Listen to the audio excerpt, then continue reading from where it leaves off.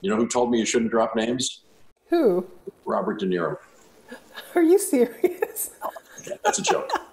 No, but you shouldn't drop it. But as long as I'm dropping them, you know who I can. Welcome to Couch Surfing, the show where golden guests look back at their big roles, their little roles, and everything in between. I'm here social distancing with Jeff Goldblum. Jeff, how you doing? Lola, I'm very well, thank you. You ready? Yes, ma'am. Let's do it. Well, look at this. That's David Soul. That's me. There's Paul Michael Glazer from Starsky and Hutch. Well, there I am. You're looking good. You're already exuding that iconic Goldblum sex appeal. I told you earlier when I spoke with my sister and I told her I was interviewing you, she said that you're the internet's favorite zaddy. What do you make of that assessment of yourself? She's so sweet. Modesty forbids that I even accept it or hear it or comment on it. Take me back to this moment in your career. Where were you? What did landing this part mean to you? I always wanted to be an actor. I grew up in Pittsburgh. I was dead set on it. And then found myself in California around 74, 75. That's when an agent, probably my agent at the time, Abby Greshler, who handled at one point Jerry Lewis and Dean Martin, an old agent, was sending me out places, and I wasn't getting most things. He said, call me every day in Hollywood. I had a little apartment in Hollywood. Call me every day and, check in. The person who answered the phone every day was a receptionist, and she'd say, hello, Diamond Artists. I'll say Diamond Artists, hello. You say, hi, this is Jeff Goldblum. Go ahead. Hi, Diamond Artists. Jeff Goldblum. Hold on. That's what she would do. Before I got the Goldblum out, she would go, hold on. They weren't excited about hearing from me. I know. That's how it all started. Anyway, somehow I got this part on Starsky and Hutch, and there we go.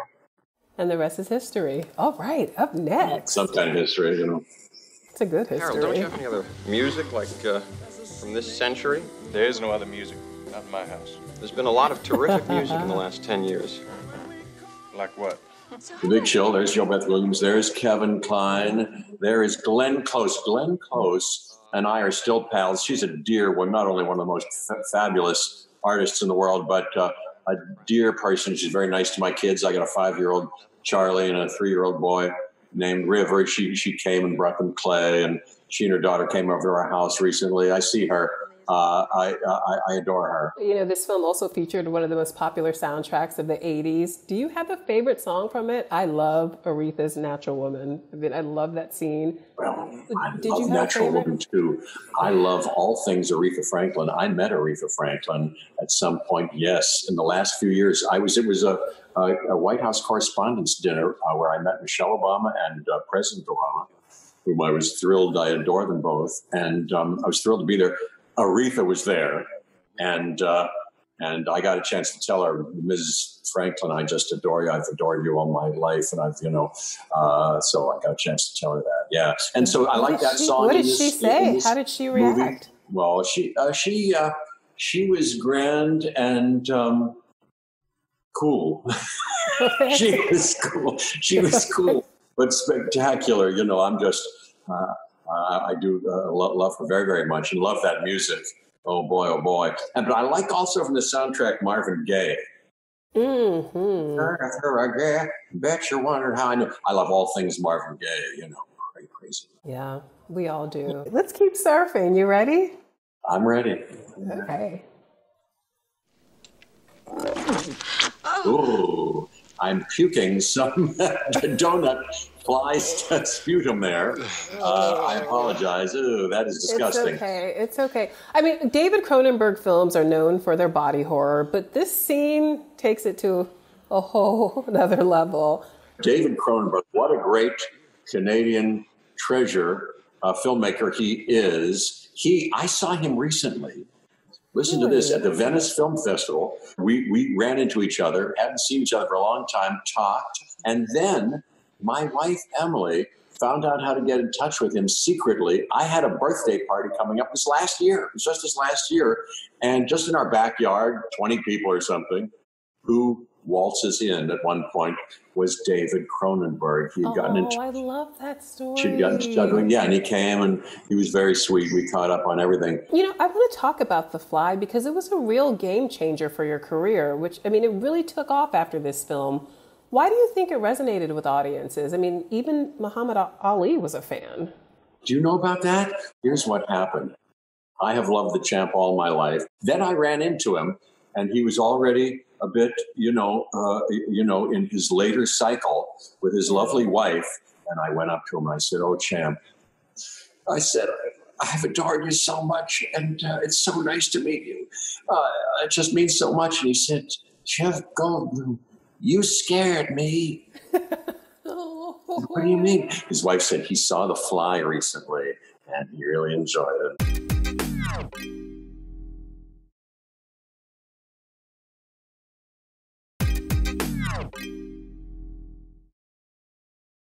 Welcome back to Couch Surfing. I'm still here with Jeff Goldblum. Jeff, shall we continue? Yeah, we must. We must.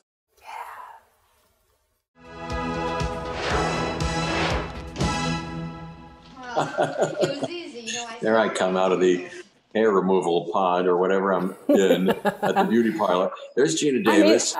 Yes. I would imagine this was such a wild set. You, young Jim Carrey, Gina Davis, Damon Wayans. What's the craziest thing that happened during production? It was wonderful. Well, I'll tell you, one day, what's her name? Angeline. Angeline, she's a Hollywood character who had billboards of herself, and she'd show up in her pink Mustang or something like that. Anyway, Julian Temple put her in. She's in a scene of it. Jim Carrey was fantastic. We had a great time. Julian Temple is so interesting. He directed this. He had done Absolute Beginners just before that. This scene right here looks like it was a good time. How long did it take to film this one? We worked that summer, whatever summer we did it in. Where did we do it? It must have been 88, 89, something like that. You can look it up. We did it in Los Angeles, for the hot months of, August and July and August, one of those years in summers in Los Angeles. And they put more makeup on me for that. I was getting kind of at the level of my, my tolerance level was sort of at its...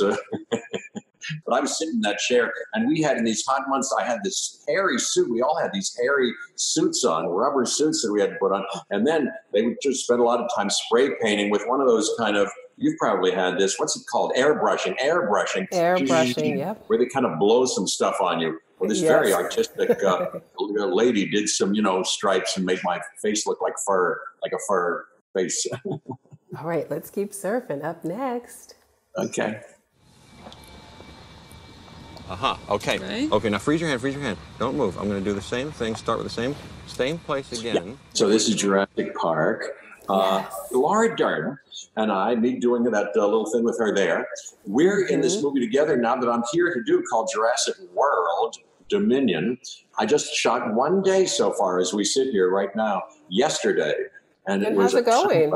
Thrill. It was a very thrilling day on the set. It was me and Laura and Sam in a Jeep. I can't tell you any more about it, but it was very thrilling. I liked it. I'm going to come back to questions about that project, but for now, can we talk about Jurassic Park? This film was an instant classic. Steven Spielberg and dinosaurs. Of course, it was going to be a huge hit, but was there ever any doubt about it being successful before its release? Because nothing is guaranteed in Hollywood, as you know. Yes, I do, Lola. I do know that. And yeah, and then as now, I'm always less concerned about the commercial potential. Right. You don't do it for the box office. Or history of it, yeah, which is always nice and good. You want to reach people and you want them to see it, and having a hit is nice. But I'm always a little more delighted by and focused on the creative delight and deliciousness of any one thing. And in this case, it was fantastic. Working with Steven Spielberg was great. I did that and another one after that.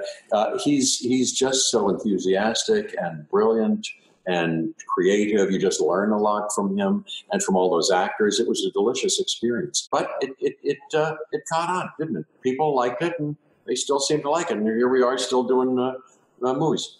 Well, people didn't just like it. They loved it, and they loved Dr. Ian Malcolm. I mean, what do you make of the devoted fans with the Ian Malcolm tattoos, the Jeff Goldblum tattoos? What do you make of that phenomenon? Well, it's so sweet. It's very nice, very flattering, and lovely. I've seen my share of, little things. And then here in England, a while ago, they had some big statue that somebody put out in the middle near the Tower Bridge of my character in that movie with my shirt kind of off and doing some kind of reclining pose. And it was like some giant statue that they put up. Yeah. So now that you're there working on Dominion, which was one of the first films to go back into production during the pandemic, how did this story have to adapt to our current reality? And what precautions are being taken to ensure that everyone is safe on set? Very interesting question. The answer to the first question is that Colin Trevorrow, and all the people who are thinking about it and working on it. But as it happens, there are things that my character has always talked about a little bit about the fragility of our species, yes, and the global cooperation that's needed, and the foundation in science that is needed, and the ethical use of science that's needed to unite us in trust and connectiveness as a family, and to reach our potential and to do right by ourselves and this glorious planet. All of that. So all of those things are now, as you can imagine, more relevant than ever. And in any other aspects of this plot, there are things we're finding are already kind of apropos, but there are some sensitive things that they're tweaking and adjusting that might make it, right for now, and contributive and nourishing for right now.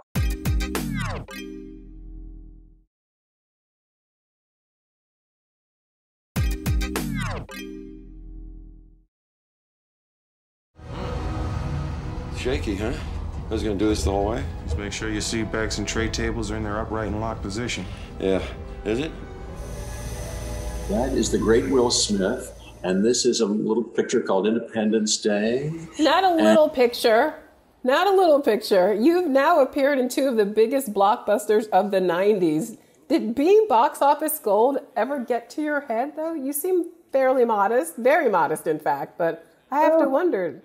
I try. I aspire. Yeah. I fail in many ways, and here and there, and trying to fit my head through the door. I'm sure, or keep myself, at maximum authenticity. But I do aspire to. You kept it in this screen. It's perfectly positioned right now. This is better. How's that? Yeah. No, I aspire to humility and doing my part and knowing that I'm coming and going, and all this is wildly fleeting and all of that.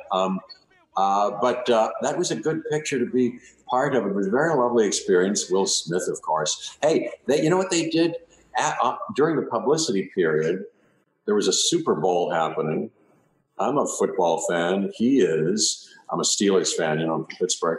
And they flew us to New Orleans that year. And a couple other people, Woody Harrelson was on the plane. And we saw a Super Bowl game and then flew out of there. I want to ask you a quick question. Why have you consistently been drawn to alien films? I don't know. It's not as if I don't know. I just got them. But you know what? I'm looking at Kubrick movies, and 2001 is an alien movie. It is about that monolith and Are everything you an else alien, about. Jeff Goldblum? Am I an alien? Yes. Are you an alien? It's an interesting question. I don't know why you would say it. Up next. Why don't you make me? I'll make you. Will and Grace. Will and Grace. This was very fun. I was very proud to be on that show. I think it was a show that was important and moved the cultural horizon to in a larger way, which I love. Very true. Very true. Ways that we still need to work on, of course. Mm-hmm. And Megan Mullally is very special. All the people in that cast were very sweet to me. I had a great time on it. Did you have any idea you'd be nominated for an Emmy playing Karen's arch nemesis / obsessed lover? No, I certainly didn't. You know, I'm not, like I said, not only don't focus on some of the commercial aspects and the careerism here and there, but awards either. But no, that was a surprise and a lovely thing. Wasn't that sweet? Yeah, that was great. That was great. You know who Megan Mullally is married to? Yes, I do. Nick Offerman, who I met. I've done a thing or two with him. He's wonderful. You know what show I liked recently? Devs. Did you see Devs on Hulu? Yes. I don't want to name drop, but Nick was also on the couch. I'm glad I'm talking to you. I knew we were talking the same language. And then I just saw Megan and Nick at this last Oscar night. Speaking of awards, this last Oscar night, I was invited to Emily and I went to to the Vanity Fair viewing party. I sat next to Ron Howard, who's Bryce's father, of course, and I ran into Megan. She was there. Megan Mullally was there. That was the last time I saw her. And I said, I'm watching Devs, or I saw that. And said, oh, you should talk to Nick. And I meant to, and I never got to that night. So Nick, if you're watching this, he'll be I'm watching. Looking for you, and I'm eager to talk to you about Devs and see you both.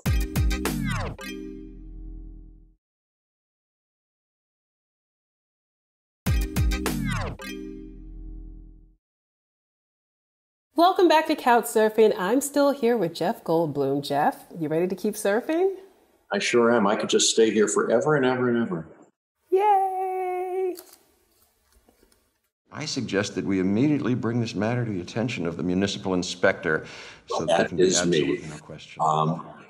In Grand Budapest Hotel, Milena Canonero is the wonderful costumier who did it. I'm working with Bruno DeSanta, who did my costumes on the set here again. But the great Wes Anderson, of course, directed this movie. He's a genius. And there's Adrian Brody, I see. And you're literally in front of the same background. Oh, yeah. Oh, that's right. Wes Anderson is very particular about who he includes in his company of players. You've been in 3 of his films. At what point did you know you were in with him, and why do you two work so well together? Well, I don't know if I'm in with him. I adore him. You know, we're in contact with each other. I feel lucky to have been terrifically privileged to have been in those 3 movies. Well, I'm just crazy about him and everything he does and the people that he surrounds himself with. Isle of Dogs we did. Tilda Swinton, speaking of which, she was in Isle of Dogs and Life Aquatic. Oh, no, not Life Aquatic. She was in this one, Grand Wood. She was fantastic in this one. Cate Blanchett was in Life Aquatic with Steve Zissou, who is one of my favorite actors. She's in THOR. I know we might talk about that, but she's fantastic. But Wes Anderson, just fantastic. You know, we met originally. We got set up on a professional kind of tete-a-tete at some lovely restaurant that he arranged, and he said, I've enjoyed you. And I said, well, my gosh, you're just spectacular. And I had a reading for Life Aquatic and with some people, and he said, yeah, you want to do this movie? And it's just, every moment with him is just very, very special. He's very smart, kind, and elegant and gracious, like Ralph Fiennes in this movie. Up next. Whenever we get to talking, Topaz, about Scrapper 142, what do I always say? She is...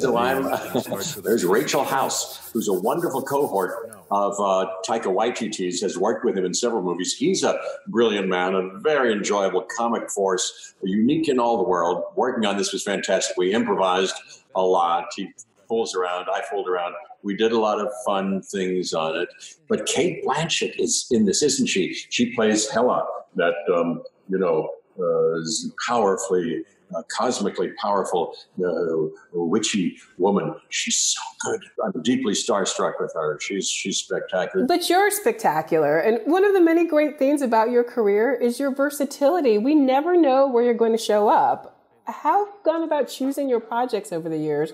And what makes you say yes now?